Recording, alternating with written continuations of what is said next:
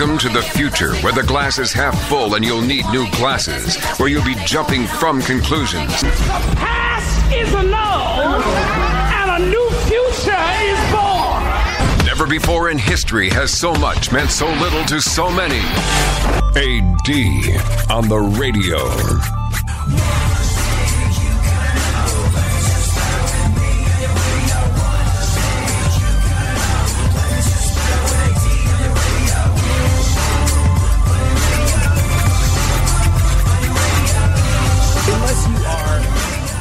In the world of journalism or television or radio or something like that, chances are you might not know who Edward R. Murrow is. He kind of sort of, in a lot of ways, I suppose, represents a gold standard to those of us that live our lives behind a microphone or in front of a camera in search of the truth. He was a journalist. He was a TV and radio guy. Long ago. I mean, he passed away back in 1965, I think, but he first sort of came to prominence, and this is why there are awards named after this guy. He first kind of caught the public imagination when he did a bunch of news broadcasts during the Second World War. Now, at the time of the Second World War, things were very different. Like, if you want to get your news now, you are deluged with bazillions of different news sources screaming at you, yelling at you, trying to get some of your attention in some way, shape, or form. There's thousands of different news sources. Some are streaming, some are things that you read, some are things that are on the front page of whatever the hell it is your internet provider is that just pops up and starts screaming news at you before you've had a chance to have your morning coffee, when you're just logging in to see what sort of disaster occurred in the workplace while you're gone and you're trying to check your email. There's a lot of different places you can get your news in this day and age. There's a lot of different places trying to shove the news down your throat in this day and age. But back around the time of World War II, that was not the case. There were just a few news, media, radio outlets. So if you're on one of them, the world was listening. And if you're on one of them doing something important that was relevant to the folks that are listening, the world and their grandmother were listening. So this series of news radio broadcasts that Edward R. Murrow did during the Second World War were followed by literally millions upon millions of listeners in America and Canada too. Edward R. Murrow is this guy that is widely considered to be one of journalism's, if not journalism's, greatest figure of all time. What it means to be a journalist was defined by his work. He was noted for honesty and integrity when he delivered the news.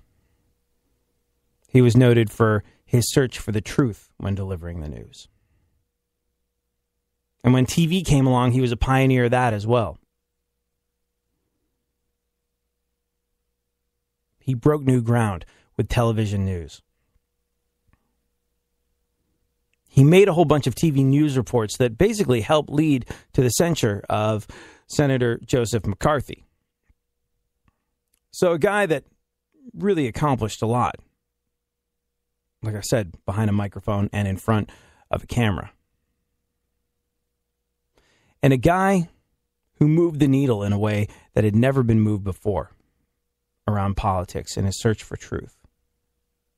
And do you know, Edward R. Murrow, he was one of those guys that was in the right place at the right time. And he was a person with a tremendous amount of integrity.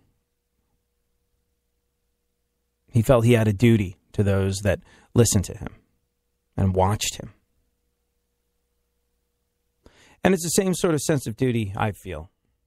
Now, it's an entirely different type of journalism because I said duty and I immediately wanted to make a fart joke afterwards. But doesn't change the fact that every single day on this show, we look for the truth wherever we can find it. And there's a whole lot of our nation's truth right now wrapped up in a D-bag of an Olympic swimmer by the name of Ryan Lochte. So much focus on him basically being a bit of an overly exuberant, drunken idiot. Why is that so important to us? Why is that so important right now? Why is it so important that we recognize exactly what is going on with Ryan Lochte? Well, Edward R. Murrow summed it up best when he said, "A nation of sheep will beget a government of wolves." What do we mean by that? And how does it apply to the events of the last week? We'll get to it next. Joining the conversation at ADSXE is where you can tweet me.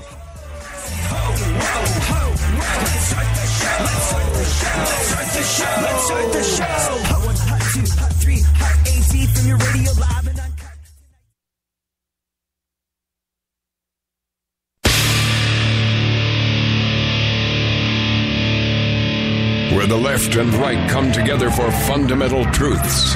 AD on the radio, on Twitter at ADSXE. I do what I want, when I want, how I want. Every day you're going and working, running that rat race at that pace and that place will leave a bad taste for anyone, everyone working day after day. So buddy, I gotta say, there's gotta be a better way, yeah. And you do what they told ya. Company man, feel it, a mindless little soldier. How can you live like that and maintain your composure before it's begun? Your life's already freaking over. Yeah, I do what I want. So like you and I were saying, Edward R. Murrow, the guy that the Journalism Awards are named after, was around in a unique place in our history when television radio really started to reach millions upon millions of people. There were these relatively new forms of communication, relatively new forms of being heard and spreading the events of the world to the people of a nation. I mean, now, boy, you need a divining rod to seek out what you think is or feel is integrity in news. I don't know about you, but like I find for news in America, it's right here. It's right up in your face. And you know that idea of taking a step back so you can get a look at the big picture? I think vast majorities of the news outlets in this country are just that. They're too in your face. It's too close. You can't really see the forest for the trees. So often, I choose to take a step back by getting my American news from something like the BBC World Service. Now, I know people are going to say, like, those red coats are slanted just the same as anyone else, AD. Yeah, but here's the thing. They don't care as much. They don't have as much invested. They've got bigger fish to fry. They're dealing with Brexit. And they don't spend that much time on America. But because America coughs and the rest of the world gets a cold, they got to cover it. So when you listen to news about America from another country, it gives you an interesting piece of perspective. It gives you that step back you need sometimes to see the entirety of the picture, because they're going to gloss over all the conjecture. They're going to gloss over the editorializing, spit out a bunch of facts, and move on to some other stuff. And maybe it's because they're more objective. Maybe it's because they don't care. Maybe it's because they don't have the time. But I find often leaving America to get your news on America is an illuminating thing to do. And I totally recommend it. But anyways, Edward R. Murrow came about at a time where these forms of communication, radio, television, these ways of getting information across. You got to remember, this is hot on the tails of some kid in the street screaming, "Extra, extra, read all about it," in an adorable cold water cap. I got to get one of those old-timey paperboy caps. A buddy of mine started wearing one. I was like, oh, that's awesome. I don't know why, but that's awesome. Got to get me one of those. And then I tried one on, and when you have like long hair the way I do, and you wear one of those, it just looks like this ridiculous thing perched on top of a big blonde haystack, and I don't know if it works for me, but eventually I'll cut my hair, and then I'll have one of those. I've got it earmarked for the future. But Edward R. Murrow came about at this time where there was very little in the way of commercialization slanting a point of view. He viewed it as his duty to pursue the truth and bring that truth to the people that watched him and listened to him. And so he had an interesting up-close perspective before different systems were put in place to keep journalists out of the way, before people really realized the damage journalism could inflict to the subterfuge that governments like to practice on their people. And so he had a really good up-close and personal look at the way the world worked and America worked. And he said something very powerful. And I'll say it again, just so we get it fixed on our brain. A nation of sheep will beget a government of wolves. I don't think there's been a single time that I can think of in recent history where things have felt more wolf-like than with the coverage of Ryan Lochte. But he's just a drunken swimmer doing stupid stuff. He misrepresented America on a world stage. Yeah. But how much are we talking about that? And how much has a certain cash handoff been glossed over the last week or three? We'll get into this a little later on. Right now, though, let's check out the events of today in our segment, My Witness News. Guest read today by super producer Dave Hines, who is filling in for the vacationing Barry Funkhauser. Yes, AD. I'm not allowed to talk until that dramatic music plays. It's part of the It's part of the journalistic integrity. You see, it's you're making that big entrance. Bah, bah, bah, bah. It's Dave. Yes, here I am. So, real quick, a woman who works at Walmart in Lancaster, Ohio, was in the parking lot on Sunday, and she was attacked by a monkey in a diaper. Yeah, viciously attacked by a monkey in a diaper. It sounds like the setup to a joke with a punchline that I can't say on the radio. Hey, did you hear about the woman at a Walmart in Ohio who was attacked by a monkey in a diaper? But no, it's not the setup to a joke. It's a thing. Did you hear how this happened? No. Like random monkey attacks are, I know for a fact, they're some people's worst nightmares. But apparently, good. Apparently, it was somebody's pet that had gotten out of the car, who was roaming around the parking lot. She tried to grab him. The monkey attacked, and I wonder if Walmart's going to compensate her for what happened. You'd think a store like that, company like that, would have some sort of policy in place to safeguard in that situation. You know, some sort of monkey back guarantee. Oh, yeah. I guess that I should stop by saying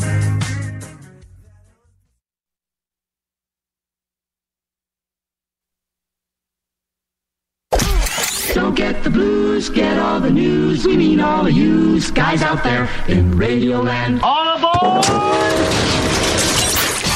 He's back. AD on the radio. give it up, yeah, give it up, yeah. Bring us on, come on, come on. That's the way you do what we do. That's the way you do what we do. That's the way you do what we do. You do what we do. You do what we do. That's the way you do what we do. That's the way you do what we do. Alrighty then. Why do I feel like Ryan Lochte and his lies? His drunken lies, his D-baggery, his shenanigans, his Olympic tomfoolery are a fantastic reminder of Edward R. Murrow's words. A nation of sheep will beget a government of wolves. We'll get into that a little later on in the show. Right now, though, let's roll through some more news with Dave Hines. First and foremost, Dave, how are you? Did you know that Tinder date? Dave had a Tinder date he was going to go on where he was like, dude, that she's so hot that I might be getting set up for a mugging.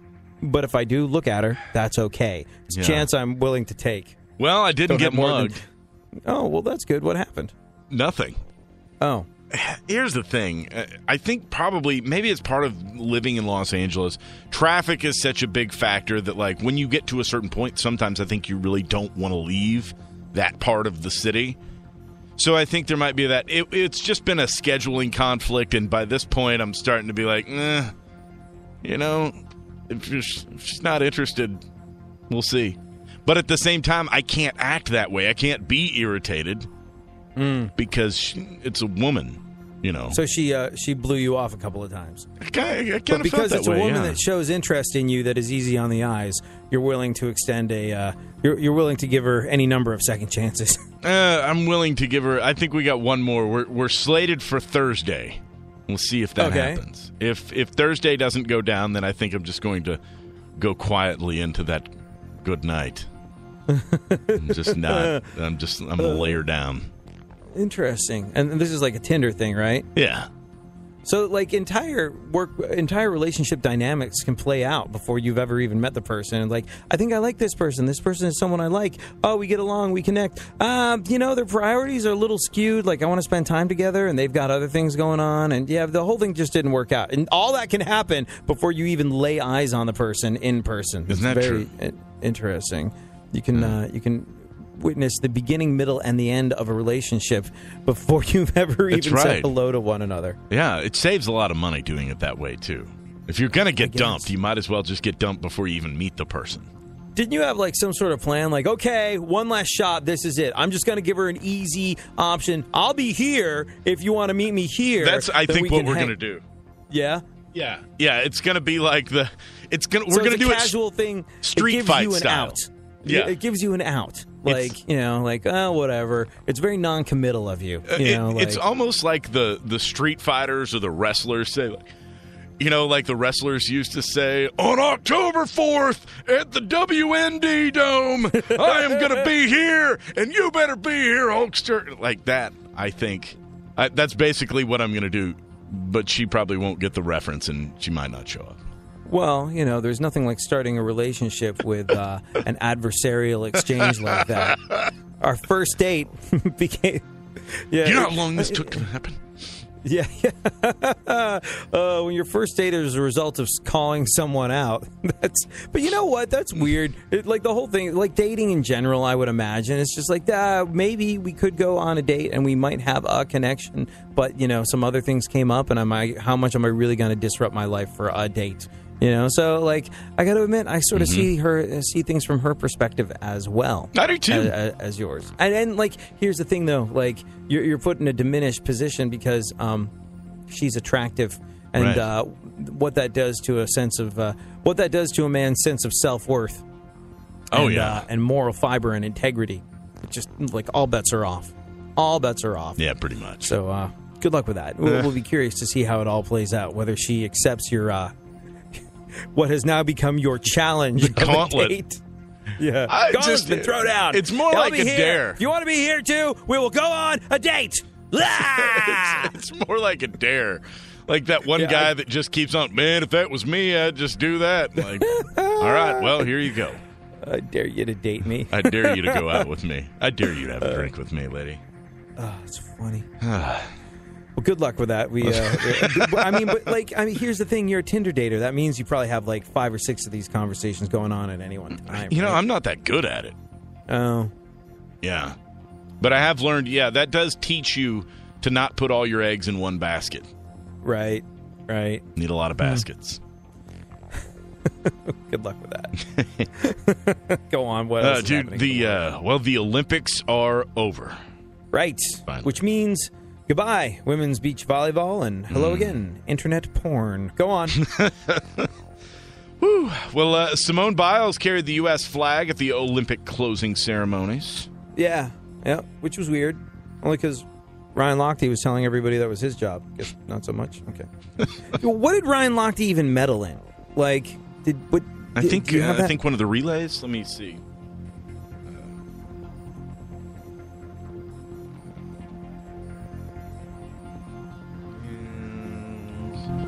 Because I was under the impression that, like, everything that Michael Phelps did, he just came second to Michael Phelps. Yeah. Let's see. Like, being an Olympic swimmer right now, over the past 4 years, it's kind of been like... Let's see. The men's 4x2 freestyle relay, gold medal in there. Okay. In the relay. Was he in a relay a silver, with Michael Phelps? Silver in the 200 individual medley. Yeah, that was the relay with Michael Phelps, by the way. Yeah. And then 5th in the men's 200-meter individual medley in the final. Here. That's what they're saying. Yeah, so he got. I'm not saying fifth in the Olympics is anything to sneeze at, but it's just like the disproportionate amount of conversation that we appear to be wasting on this guy is interesting and telling, even going into the Olympics. But yeah, all right. What else? Oh, let's see here. Ray Bradbury. Oh, wait a minute. No. Back to Ryan Lochte. I had one more thing about him. Sorry, but he has hired Justin Bieber's PR guy. Which makes sense because that's an individual that clearly has experience dealing with reprehensible D-bags. I think he made the right choice. Go on. I don't know. I had a... I can't. There's so many things to say about these people, and sometimes you just got to put a cork in it. I think it can all be summed up in Ryan Lochte's trademarked catchphrase, Gia, which I believe is spelled with a J.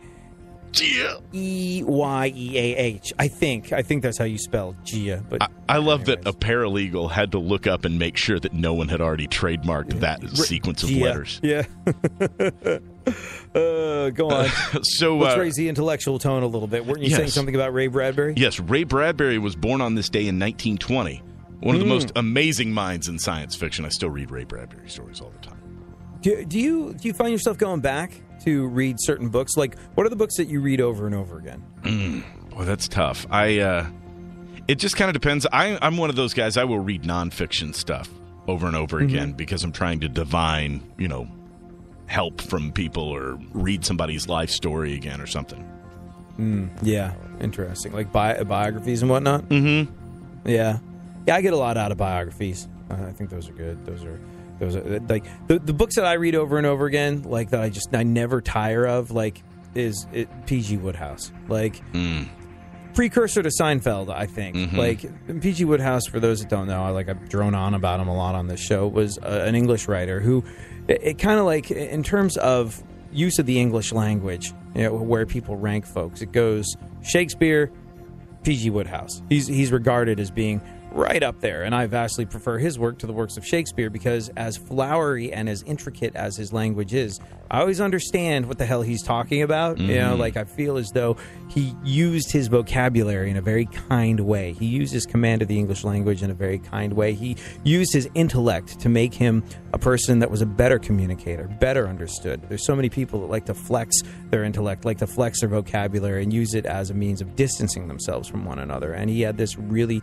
kind heart and this great spirit that basically allowed him to connect with people by being a little bit more intricate and flowery with his language. But the way Seinfeld was based on the concept of no very special episodes, no hugging, no learning. Like the same deal with P.G. Wodehouse books. Like 9 times out of 10, they're based on making a joke of very serious things and taking things like ties and shoes and things of that nature disproportionately seriously. So it's wonderful language. It's hilarious. And the other thing about it is, like, I don't ever get bored of reading him over and over again. Please, if you get a chance, like, there's tons of P.G. Wodehouse books that I've discovered are free on Amazon. I really like to break out a book and read. There's a certain olfactory thing when you hold the book in your hand and you turn the pages, especially if it's like one of my dad's old P.G. Wodehouse books. That's kind of cool, knowing that my dad was reading this when he was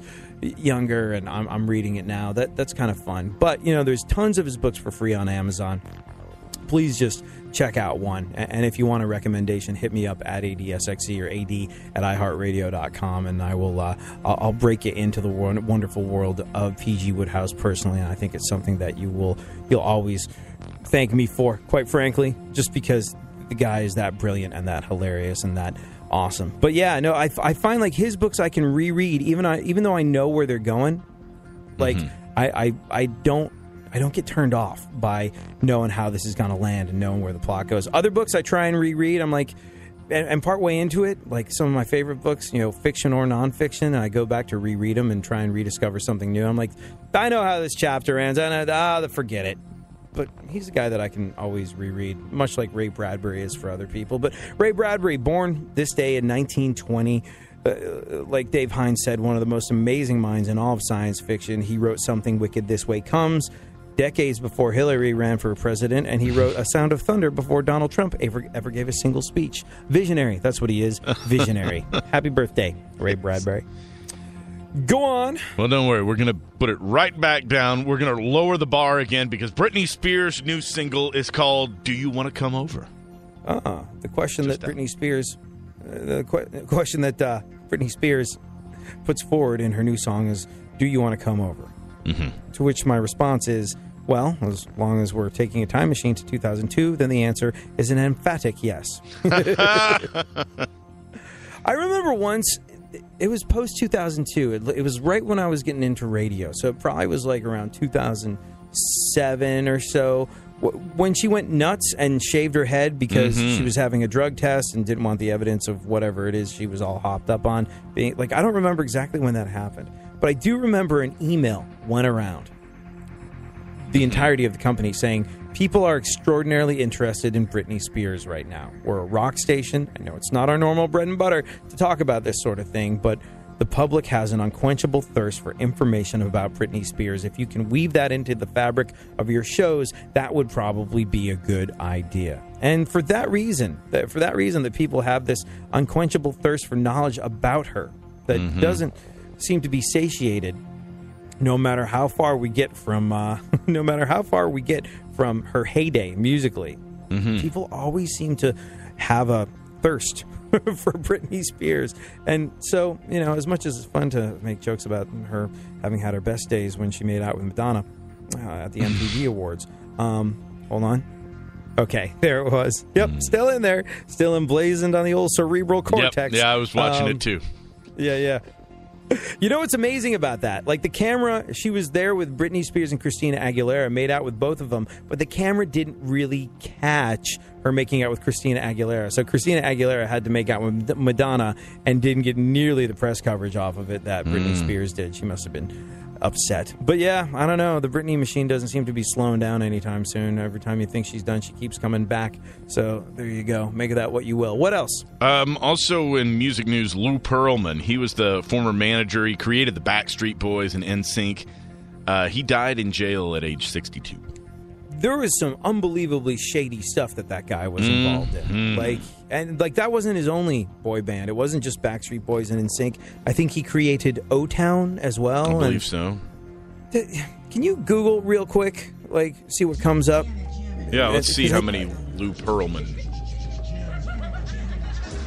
I think there might have been a chance that he was sort of overly touchy-feely with some of the boy bands he put together. I'm not entirely sure that's true, and I don't want to say it is without being fully informed. But I do know that since he's passed away, Lou plans to spend the afterlife creating new boy bands in hell. Ooh. Like a Cosby kid, jamming on the one like Theo and Stevie. I know it sounds...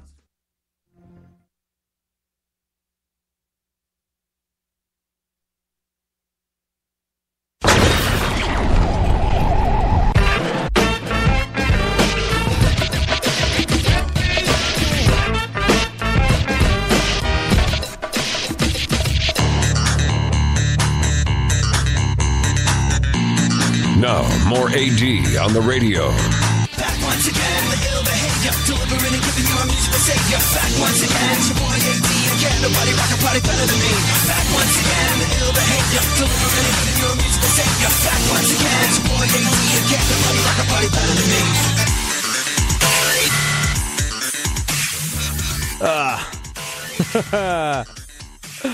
It's the first day of school for a lot of kids. I've been seeing it on Facebook. Lots of proud parents taking pictures of their kid on their way to the first day of whatever grade it is. First day of pre-K, first day of kindergarten, first day of sixth grade. Saw one person say, I can't believe that I have a senior in high school now. I was just like, I can't believe you have a senior in high school now either. What the hell? You must have gotten started early. But there you go. Now, were you ever on the honor roll as a kid, Dave Hines? Always on the honor roll. So before you start bragging, parents, about how great your kids are on the honor roll, I was on the honor roll every time. So, yeah. And I'm not sure if it impresses me that you were on the honor roll or... it might depress you. It makes it less of an achievement. I was on... a friend of mine who's the executive producer of a radio show that will remain nameless. He told me once, he was just like, I have the word executive in my title. And you'll notice it says executive producer. That's what I do. I'm an executive producer. And I was like, I can't figure out if that makes me more impressed with you or less impressed with the idea of being an executive. And due to the fact that both Dave Hines and I were honor roll students, I feel the same way about the honor roll. Did your parents put the honor roll sticker on their car, Dave? I think they stopped short of that. I don't think we had a sticker. I think the sticker was in the home somewhere, probably on a bulletin board or something. Right, gotcha. We're going to put this right here, not on the bumper of the car. Yeah, I don't know if it was because of the words of George Carlin, but my parents also did not put any honor roll bumper stickers on their cars either. Yeah. These people with bumper stickers that say, "We are the proud parents of an honor student at the Franklin School." Or the Midvale Academy, or whatever other innocent-sounding name has been assigned to the indoctrination center, where their child has been sent to be stripped of his individuality and turned into an obedient, soul-dead, conformist member of the American consumer culture. Here's a bumper sticker I'd like to see. We are the proud parents of a child whose self-esteem is sufficient that he doesn't need us promoting his minor scholastic achievements on the back of our car. Or, we are the proud parents of a child who has resisted his teacher's attempts to break his spirit and bend him to the will of his corporate masters. Just be nice little for change, Here's something realistic. We have a daughter in public school who hasn't been knocked up yet. We have a son in public school who hasn't shot any of his classmates yet. But he does sell drugs to your honor student.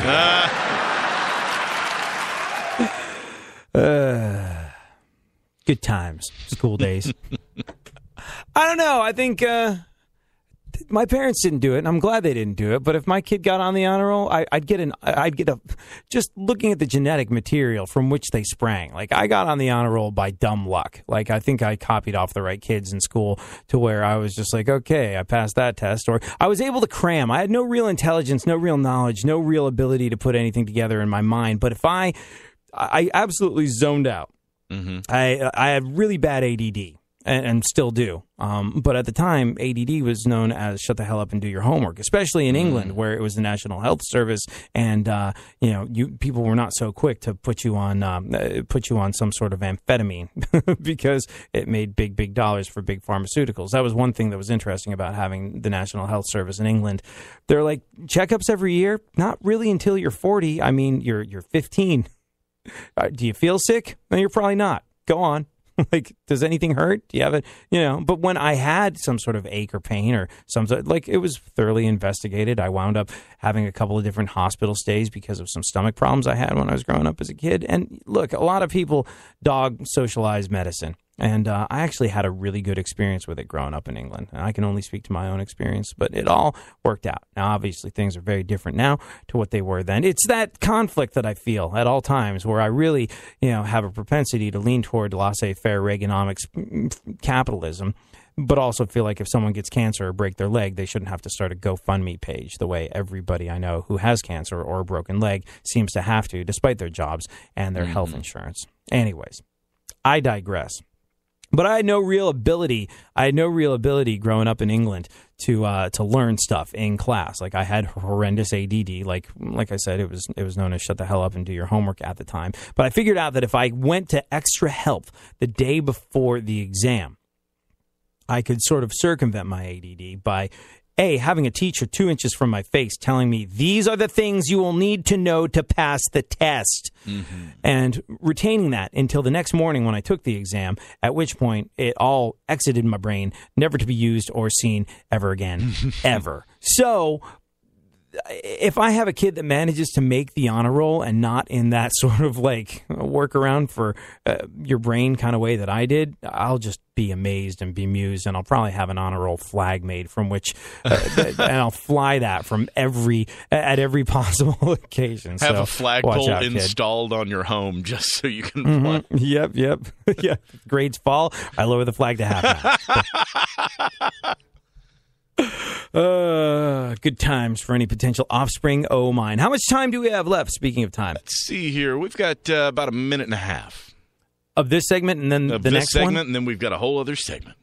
Oh, well, the whole other segment, we should probably go back to the whole shtick that I started about Edward R. Murrow, who said a nation of sheep will beget a government of wolves. And I believe that we are sheep amongst wolves at this stage in the game. And I believe this. Why? Because of Ryan freaking Lochte.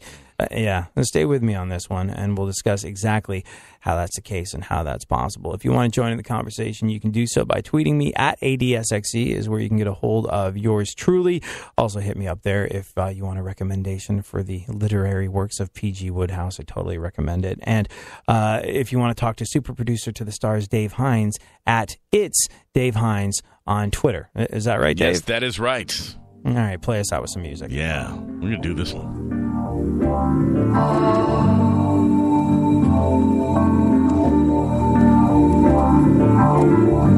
This feels so understood.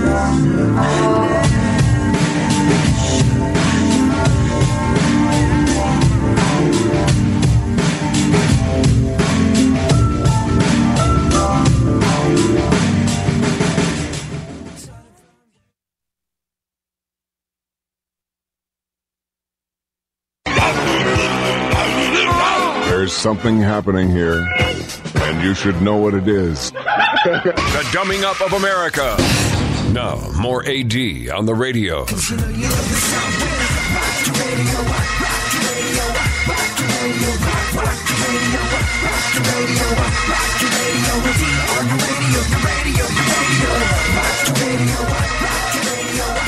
So, first day of school for a lot of people, clear declaration of the passage of time as you look at your kids and you see that they're 1 year older. There's some sort of milestone. First day of fourth grade, first day of sixth grade, first day of high school, first day of the last year of high school. It's amazing. And it makes you wonder. It makes you wonder at what stage in the game you start considering your kid a grown-up and what stage in the game you let go and trust a little bit. It's got to be the toughest, most difficult thing for an involved, caring parent because at some point, you have to let go. You have to let them out in the world. You have to let them do things like navigate a bus or a subway system or the public. People walking down the street, the idea of your kid walking down the street alone for the first time has to be absolutely mind-numbingly, terrifyingly awful for a kid. Well, not for the kid. The kid's just doing it. But for the parent, oh my gosh, I can't even begin to imagine, especially if you're like me and grew up primarily in big cities like, Queens or Manhattan. Okay, you're going to go downstairs. You're going to take this $1 and you're going to go buy me a newspaper. And then you're going to come right back. Like, I don't know. I don't know what stage in the game you start giving kids these little affirmations of their independence. But I do know that whenever it is you start doing it, it's got to be tremendously difficult to let go. What's interesting is as carefully as you want to treat your own kid a lot of the time, you're more than willing to trust them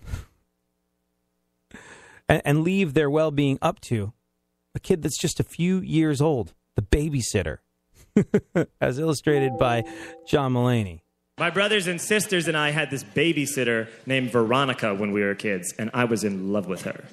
I was in love with Veronica. She would babysit us on Saturday nights. And in my head, when I was a little kid, I thought that Veronica was like 25, 30 years old. I was just talking to my mom the other week. I found out that when I was 10, Veronica was 13. So why was she in charge? All she could do was dial the telephone a little better than I could. 13 when I'm 10, that's just like hiring a slightly bigger child. That would be like if you're going out of town for the week and you paid a horse to watch your dog. Like, all right, here is the number where we'll be, and here's where we keep the dog food, and you're a horse. Why do people do that? People always shush animals. They go, hey, shh, shh, shh, shh. They've never spoken.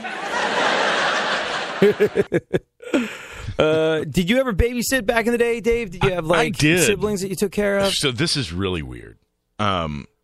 So good. A story about Dave babysitting. That some starts friends with, of mine. This is really weird. Some friends of mine, or my parents up the street. My dad was a cop, and one of the other state troopers lived up the street, and they had a daughter. And I was probably about, I think, 10 or 11. I was probably in the 10 or 11 age range. And they had like a point where, like, between her leaving for work and him getting home from work or something like that, like one day a week, there was basically 90 minutes where they needed somebody to watch this kid. Mm-hmm. And it was basically just her, like sit there and watch TV with her or whatever, make sure she didn't run off. So fast forward to they moved away years later. So maybe probably 20 years after that, I was friends with her older brothers, and they actually set me up on a date with her. I dated her for a little while, but like I had babysat her. I know it's a strange thing. That is. Wait, hold on. What was the age gap again? Probably like 10 or 11 years. But like we didn't start dating. She was like 22 by the time when we actually dated. And how old were you? At that time, I was probably 35, 34, 35. So this is recently. Yeah. Like, I babysat her back when I was 10 or something, and she was tiny. And then, 20 years later, we dated a little bit. It didn't work out. How'd that go? It ran its course. It was good. We weren't for each other, but it was all right. Like, how many dates? Oh, like months. Like, we dated so for like you several dated. months. You were, we were in a relationship. Right. So that was weird. It was one of those things that I didn't like to think about or talk about. Like, hey, I used to babysit you. Which basically, though, when I was dating her, also became babysitting as well. Sometimes girls like to party. That's all. Was there a certain amount of holding hair back while she vomited? No. Definitely a pro. She didn't need me to do that. She had a hair tie. She just needed me to get her hair tie. It's that kind of thing. The professional partier. So, like, okay, you dated, you were in a relationship, you had a thing. At what stage in the game did it become like when after you'd been on a date or maybe two, and it became physical? Mm-hmm. Was there any sort of like reticence on your part to do the deed? Going like, I used to babysit this person. This is extremely weird. I used to make sure they had their PJs on and their teeth were brushed, and now I'm not even going to say what she's about to do with that mouth. Actually, I think I had. Am I alerting you to the fact that it's creepy now? A little later, am I giving you something to talk about with a therapist further down the road? I'll be honest with you. I had when the first time I kissed her, that was what it was, because that to me, like, was when it went from being like these are friendly dates or whatever to like there's a romantic thing here. This is really happening. So that was a little weird. But the fact that her brothers had set me up specifically on dates with her older brothers who are my age. Yeah, that made it like not seem creepy and weird. If I had sought her out, that seems weird. I think that's extra creepy and extra weird, just because like it doesn't matter how nice a guy seemed like they were. I would never set my sister up. Never be like, hey, you should really. My sister, you should. Take a shot at that. Like, with all us hillbillies, I mean, you want to hook somebody else up with your sister, so one of your brothers doesn't hook up with her. That's That was a bad joke, by the way. It was. It's not true. Yeah. Well, I don't know. It's just like where are you from? I'm from the Ozarks. I'm from the Ozarks, Southwest Missouri. See, it's just like we joke. Those of us that are not from the Ozarks or places like the Ozarks make jokes about that. But when you make jokes about that, it's a little uncomfortable because you're not necessarily sure how far it is from the truth. No offense. And I'm not speaking specifically about you. No. I'm just saying that, there is this, what was the Bill Hicks line? Playing a show in the Ozarks. And this guy was like, I'd like you to meet my wife and sister. And there was one girl there. That is Arkansas. That's mostly, we'd like to go ahead and say that's south of the border there in Arkansas. That doesn't happen in Missouri as far as we know. Okay. As far as I know. As far as you know. I don't ask questions, though. Know that much. Scott Briscoe just tweeted me and said, Chester the producer. Oh, that's unkind. That's just rude. He also pointed out, interestingly enough, if Olympic swimmers lie, and it's so important, why aren't Hillary's lies? Now, in case you need some catching up on this situation with Ryan Lochte and what he said, he actually made an official apology, I believe. Mm-hmm. I think he... Oh, what did he say? Well, he talked about whether or not he should be banned from swimming. There have been calls, Ryan, by some to say you should be banned from swimming. It's a pretty strong punishment. What do you think should happen? I mean, that's not my call. All I know is I learned my lesson from this. I definitely did. And I know this will never, these kind of shenanigans or whatever you want to call it, will never happen again.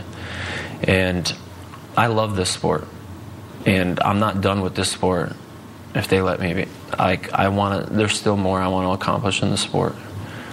And all I know is that I'm going to move forward from this and learn from this and better myself. I've been listening to some of the commentators over the last couple of days, Ryan, talking about endorsements. And they're saying that this one poster on the wall or this one urinating in the bushes could cost you a lot of money. It could. And that's something that I'm going to have to live with. I think it already has cost him a bunch of money. He lost his Speedo endorsement. He said he made a mistake and he's sorry. He even cried a little bit, but who can tell? Maybe he faked that too. I'm just really sorry I'm embarrassed. For myself, my family, especially those guys, USA Swimming, the whole Olympic Games, everyone watching. It's just, I was immature and I made a stupid mistake. I'm human. I made a mistake and I definitely learned from this. And I'm just really sorry. Gee, now how did it come to pass that this whole story came into existence? Well, he says he over-exaggerated the story about the robbery.